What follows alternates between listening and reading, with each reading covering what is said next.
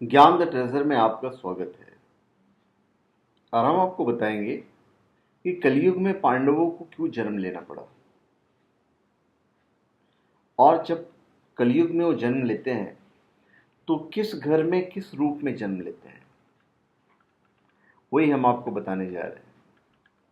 महाभारत एक ऐसा युद्ध था जिसने कुरुक्षेत्र की धरती को रक्त रंजित कर दिया था। इतना खून बहा था कि आज भी वहां की मिट्टी का रंग लाल है। कुरुक्षेत्र में लड़ा गया महाभारत का युद्ध भयंकर युद्ध था। हमारे भारत का पतन हो गया। इस युद्ध में संपूर्ण भारतवर्ष के राजाओं के अतिरिक्त बहुत से अन्य देशों के राजाओं ने भी भाग लिया और सबके सब वीरगति को प्राप्त हो गए। लाखों महिलाएं विधवा हो गई। इस युद्ध के परिणाम स्वरूप भारत से वैदिक धर्म, समाज, संस्कृति और सभ्यता का पतन हो गया। इस युद्ध के बाद से ही अखंड भारत बहुधर्मी और बहु संस्कृति का देश बनकर खंड खंड होता चला गया।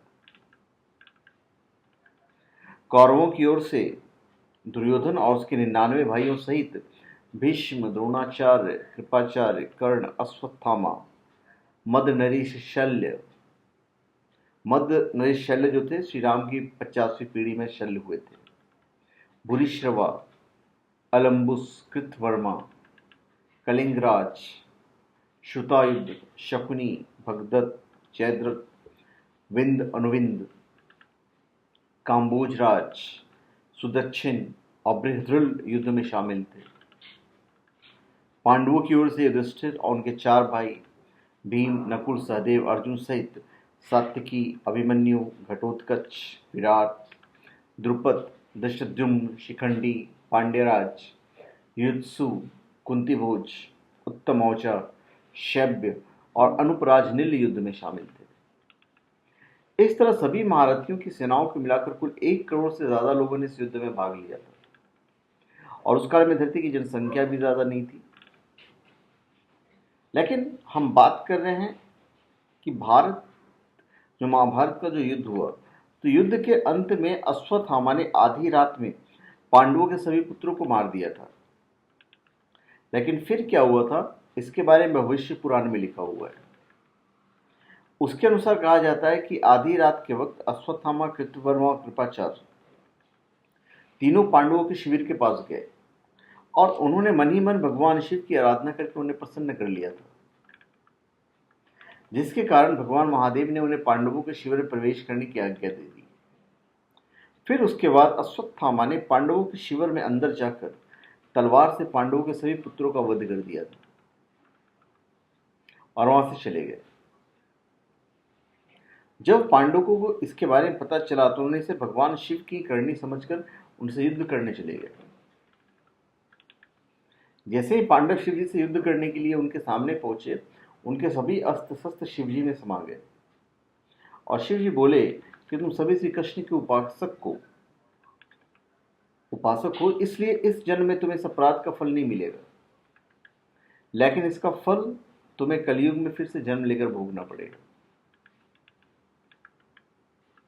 भगवान शिव की बात सुनकर सभी पांडव दुखी हो गए और इसके विषय में बात करने के लिए श्री कृष्ण के पास पहुंच गए।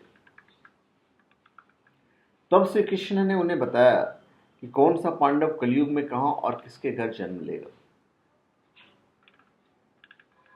भविष्य पुराण के अनुसार बताया गया है कि कलयुग में युधिष्ठिर वत्सराज नाम के राजा के पुत्र बने और कलयुग में उनका नाम था मलखान।